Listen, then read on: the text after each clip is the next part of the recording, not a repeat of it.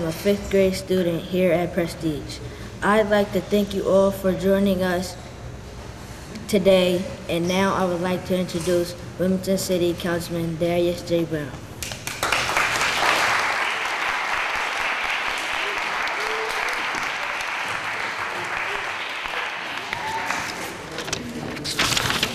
Good afternoon, scholars. Okay. All right, I'd like to welcome you to the city of Wilmington and to the 3rd Council District, where indeed opportunity lives. Also, I'd like to recognize those that have joined us this morning. City Council President Theophilus K. Gregory.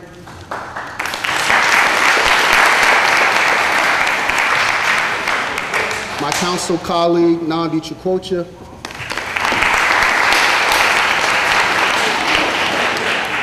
And we're privileged to have a legislator that was instrumental in the creation of Prestige Academy, our state representative, Stephanie T. Bolden.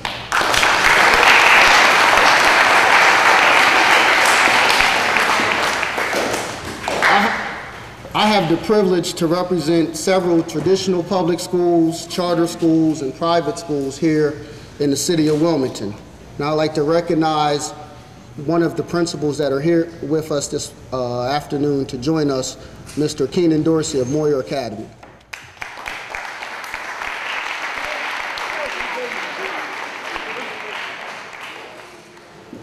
And through my Learning Neighborhoods initiative, we are making great strides for equitable urban education. Learning Neighborhoods is a commitment to urban academic achievement to champion educational causes. As a learning neighborhood, early childhood education is foremost important to preparing our children to be successful in school. Learning Neighborhoods provides discounted internet service to households of children on free or reduced lunch. Additional causes in education are after-school programs, high school and GED completion, and college and career readiness. It is imperative that we invest in African American educational excellence to ensure that our students, our schools, and communities are supported in learning and develop opportunities to keep our young people on track. By supporting these goals, ensure all children enter school cognitively, physically, socially, and emotionally ready. Ensure all children read at their grade level by 3rd grade. Ensure all youth graduate from high school. Ensure all youth complete post-secondary education or training. Ensure all youth out of school are employed. And ensure all youth remain safe from violent crime. Today we recognize the successes of you here at Prestige Academy, Delaware's first all-male public charter school, and its positive impact on the life trajectory of the minority students that attend this school. Building on what works, when it works, and their commitment, as Dr. Johns would say, to teach the babies. I'd like to introduce the founder of Prestige Academy, Dr. Jack Perry.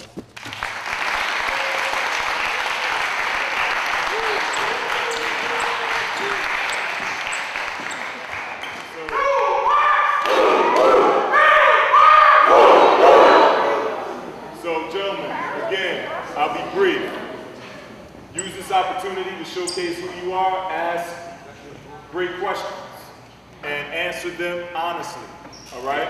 So, Mr. Johns, without further ado.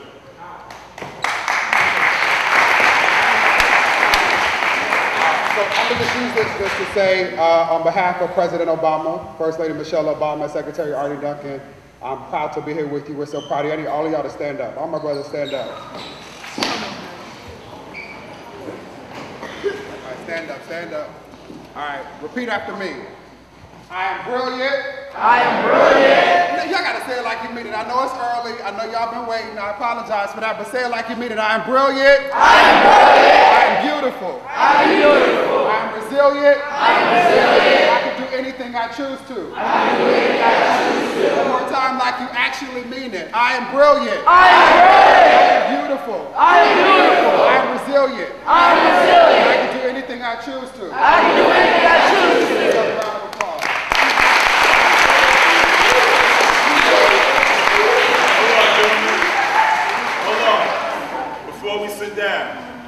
sit down, who are you?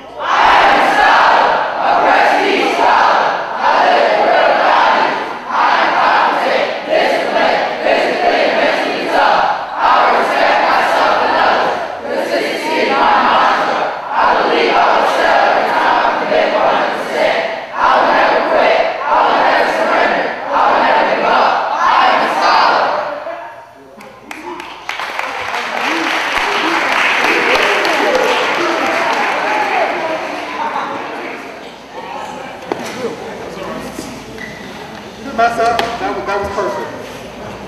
That was perfect, and each of you guys are perfect. And I'm not going to say it before you long. I just want you, if you hear me say nothing else, hear me say that I am incredibly proud of you. I know that each of you are brilliant. We were having a couple of conversations over here about the book choices. And what I also know is that you guys face incredible challenges. Right? Sometimes you guys go through things on the way to and from school that would make the average adult just say, I want to quit. Right? And what I also know is that in spite of all of that, in spite of all the obstacles, in spite of all the odds, in spite of what everybody might say negatively about us, y'all show up every day in your bow ties and your nice ties, committed to learning. And that's where it's celebrated. And I also know that we adults don't take the time as often as we can to tell you how proud of you that we are.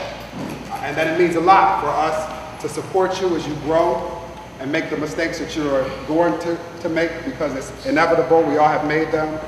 But if you hear me say nothing else again, hear me say I'm proud of you. And I'm expecting, like I'm sure all of these adults around the room are expecting of you, that you not only go to college, but you what? There it is, say it again. You graduate from college. And while you're there, my hope is that you really, really take the time to learn who you are and how it is that you want to make a difference in this world. Right? How many of you guys know what you want to major in when you go to college? How many of you guys know what career you want to pursue when you leave? Right. How many of you want to be teachers? Why you laugh? So here's what's important. Your teachers do God's work. There's no more important job on this earth than the ones that they have in supporting each of you in realizing your full potential. When's the last time you said thank you to your teacher?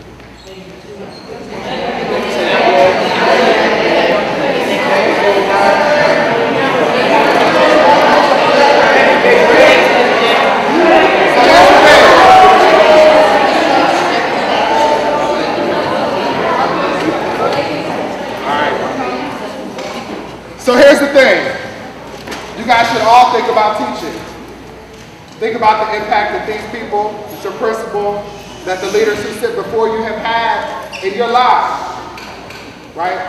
Think about what it would mean for you guys to start a school like Prestige in other cities around the country to provide other brothers who look like us and who come from communities like the ones we come from with opportunities like this, right? I'm from Los Angeles, California. I went to school in New York, and I taught kindergarten and 3rd grade. And it was in that process that I discovered what I was really, really passionate about. I have the privilege now of being able to work for the president. Who knows who the president is? What's his name? All right, I appreciate the middle name too. But I now have the pleasure of serving our president, the first black president we've ever had. And recently, last year, he launched an initiative that was designed to support each of you. You know what the name of it was, or is? No, not Obamacare, although that is incredibly important, young man. He launched an initiative called My Brother's Keeper. You heard about that? You heard about that, right? What can you tell? What does My Brother's Keeper mean to you? You understand that? Tell me, I'm talking to you. No, not you, sir, you. Yeah. Tell me that.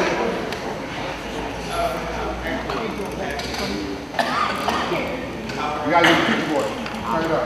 It was actually talking about how Barack Obama was starting. Can y'all hear him over there? Sorry. I can hear you.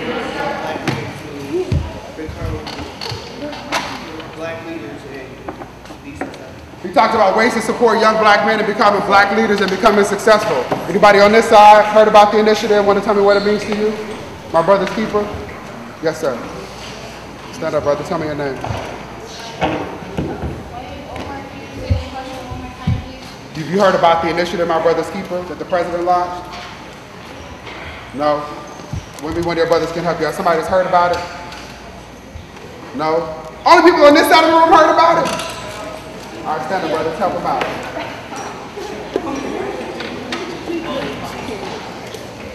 My Brother's Keeper is it's to help get young African Americans more interested in becoming teachers to help children. My Brother's Keeper is to help bring initiatives to young African American teens to help them to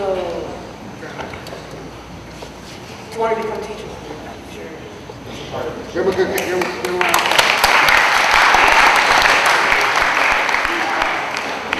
So both of these brothers are exactly right. The president launched this initiative called My Brother's Keeper to do three things. One, highlight just how brilliant you guys are. Right? He stood in the middle of the White House in front of a group of brothers who look just like y'all, as sharp as you are in your nice shirts and ties, and declared to the world that you guys are important and that we need to do a better job of supporting young boys and men of color. The second thing he said was that we need to help you guys do whatever it is that you want to do in the future. So when you go to college, pick a major and a course of study and a career because it's going to make you happy, right? Not because you think it'll get you a fancy job or because you heard somewhere that it's important, but do the thing that makes you most happy in the world. And the last thing that I'll say is no matter what you guys choose to do, I really, really hope that you consider teaching. Again, it's the most important thing anybody can do in this world, right? Think about the impact that they've had in your life. But no matter what you do, you are obligated, like your principal and founder, like all of your adults around this room, you are obligated to live your lives in service to others. Does that make sense? You guys gonna go to college? Yes, you'll graduate from college? Yes, sir. You'll commit yourselves to continuing to change your communities? Yes, sir. You're gonna do it in spite of all odds? Yes, sir. All right, and when all else fails, and when you encounter the haters, remember the words of the great poet Trinidad James who said what? Don't believe me, just watch. Y'all have a good day.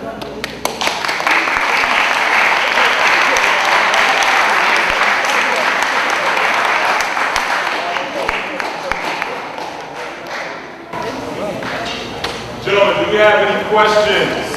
Any questions for Mr. Johns and the work that he's doing? Or anything that you want to tell him about what you are doing? Yeah, but talk about you. No questions?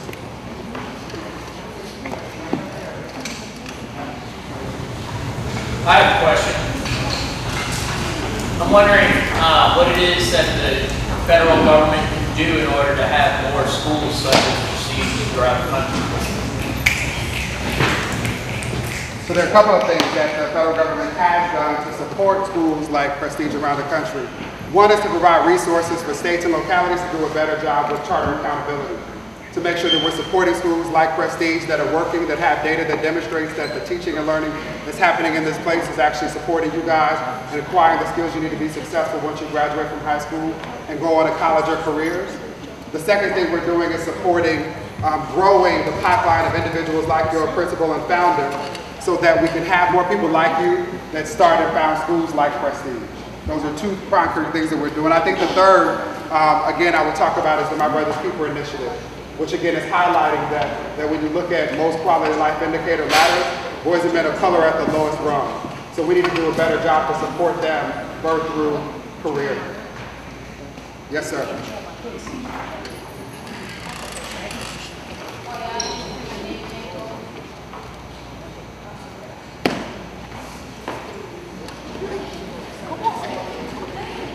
You got it. Come on. What's My name is Omar, and my question was, what does the president or you do for 1 2 years just in the White House? Say that. What do we do in the White House?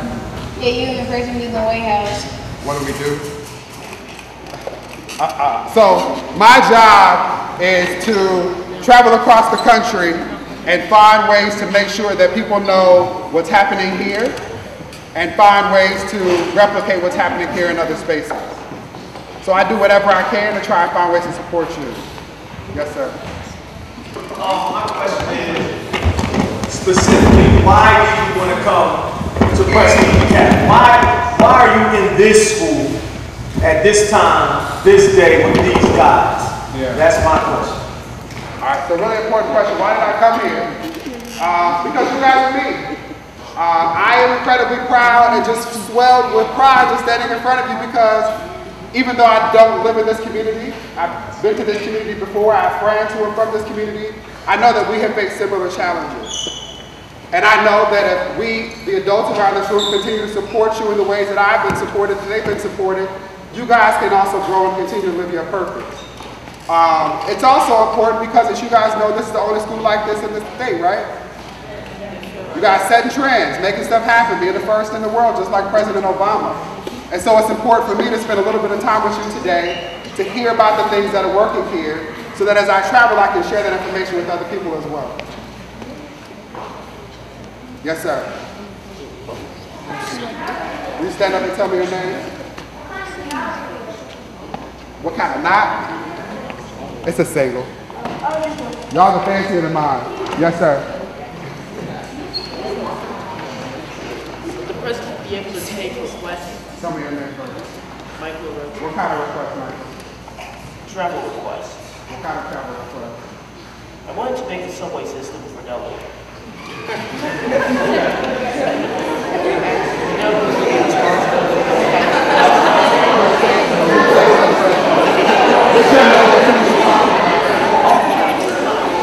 So listen,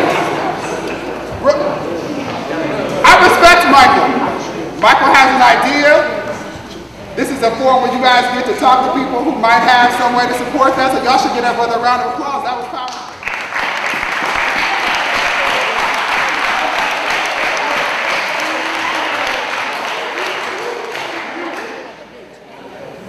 What I know is this, it is not easy to stand up in front of people and talk, to ask a question or to give a speech. And so I want to just acknowledge everybody who's been courageous enough to do it and everybody who wants to do it. Yes, sir. Will you share with the president about your speech, about your visit here? I'm still going to figure it out. The first thing I say is that y'all brothers are sharp. And that if he ever has issues with his tie, he can come see y'all. We'll talk about it. Yes, sir.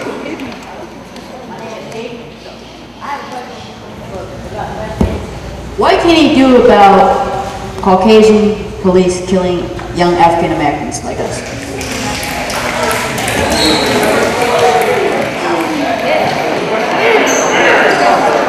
So, that is an incredibly important question, right? And I'm going to push back a little bit to say that I'm going to broaden the question to say it's not just about Caucasian police, it's about all police, right?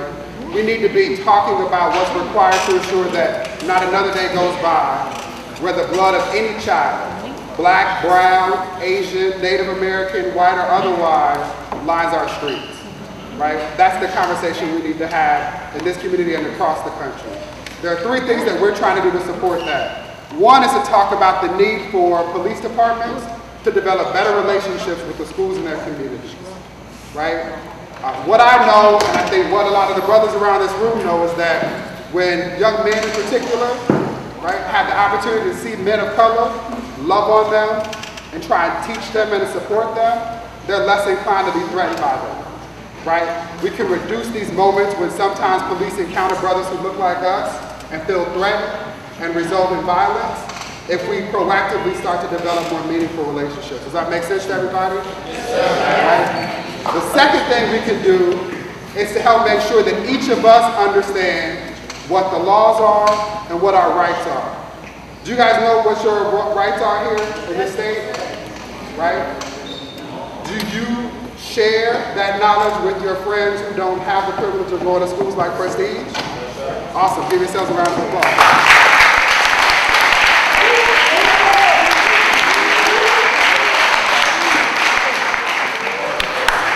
So that's the second thing we're trying to do, right, is raise awareness about all of these laws. And then the third thing that's happening is not necessarily something that the president is doing, but I think it's important to note, is ensuring that there's a lot of organizing and activism going around to get people elected so that there are more people in positions of power and influence who can help to mitigate all of those moments of tension as well. Does that answer your question? That was a really important question. Yes, sir. Thank you. And I was debating whether or not to ask my question, but having this audience with you and the other both present, I thought it important to take this time to ask this question. So at Prestige, we promote not just going to college but graduate.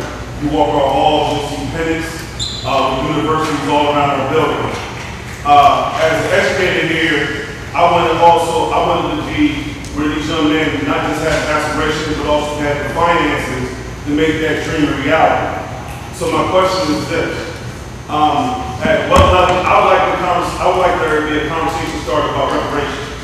And that conversation ending with financial restitution to folks that look like us, in forms of college actually being paid for. So they're not burdened with financial difficulties of having to pay back home. So though that may be a pipe dream to have that happen, what conversations can be started so these young men won't be burdened with the cost of going to college? How can we make that a reality? Yeah. So two things. I'll do the last one first and then I'll talk about reparations last. The first thing is that you guys should start saving for college now if you haven't already. How many guys have already started saving for college? Y'all brothers are on it. I don't even need to be here. So that's the first and most important thing, is that you guys should start saving for and planning for college now, right? The second thing is, have you guys started thinking about what scholarships you're going to apply to? Right? So that's the second thing. Every year there are hundreds of thousands of unused scholarship dollars that go left on the table simply because we don't apply for them. And what our office is doing is working to make those resources available. We have a toolkit we'll share with you guys so that when you guys get to high school, you're ready to just pump that stuff out. Right? The third thing is that this administration, President Obama and this administration, has invested more money in education than any other period in the history of our country, including in ensuring that we have access to support in post-secondary spaces. So 2 years ago, the president passed a bill that allowed for what we call the American Opportunity Tax Credit, which was simply money for those who needed it, and it benefited our communities disproportionately. And so we will continue to try and work to make sure that we're leveraging all federal resources to close that gap. So that's the official capacity response. My pedestrian response to your dream about reparations, and the short thing I would say is that most ideas that end up becoming codified at some point with pipe dreams, right?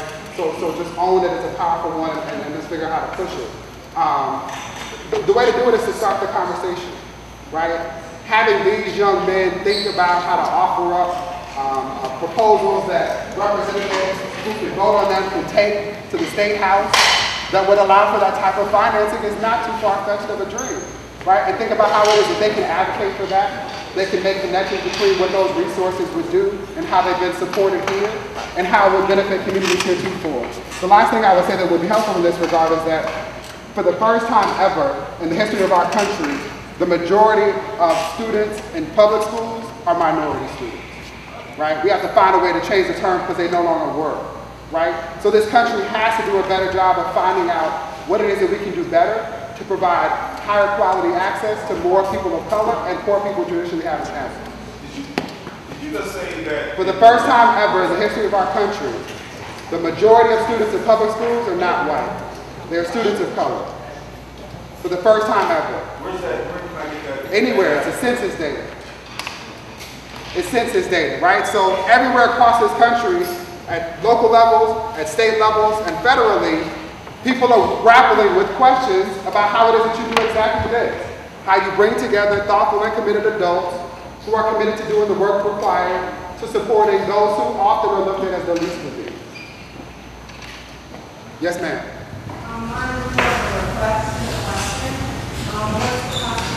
Tell me your name first.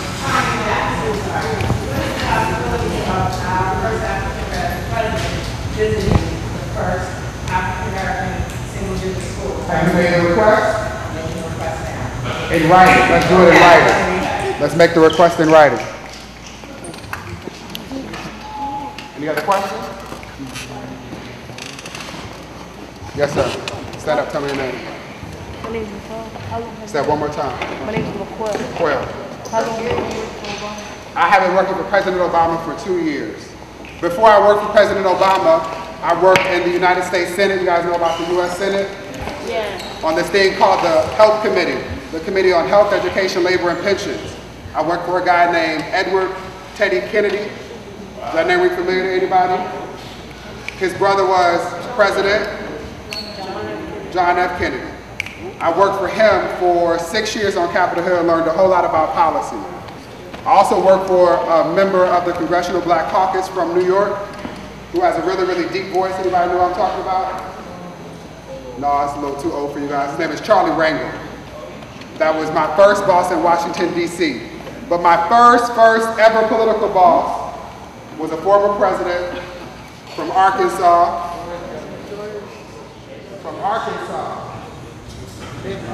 Not Texas. He was a Democrat. Bill Clinton. William Jefferson, Bill Clinton. Yes, sir. Tell me your name first. John? Jahad. I'm loving this. Y'all are brilliant. Yes, sir. Yes. One of the things, Eric, one of the things that Prestige that we really pride ourselves in, as Mr. Strawberry was talking about, and as you were speaking of, was not just attending college, but putting our guys in position to graduate from college. And one of the things we recognize to make that have a better chance of that is to expose them earlier to colleges.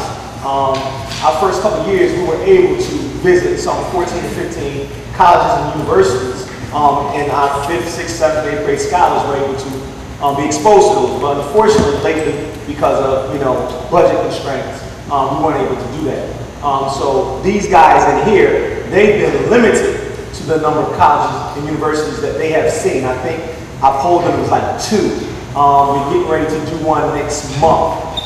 But if you could, point us in the direction of any support or resources that may help us to be expose our young men to more colleges and universities, tours, admissions process, we greatly appreciate that. I have to think clearly about that. Yes, sir. My name is Victor Stokes, and my question is, do you have to do a lot of paperwork? Victor asked, do I have to do a lot of paperwork? And the answer is yes. Absolutely. All right, gentlemen, we appreciate the great insightful questions that you have for Mr. Johns. We want to make sure that you guys get transitioned to recess, right? So that we can make sure that lunch gets started for our 5th and 6th graders. So let's thank Mr. Johns.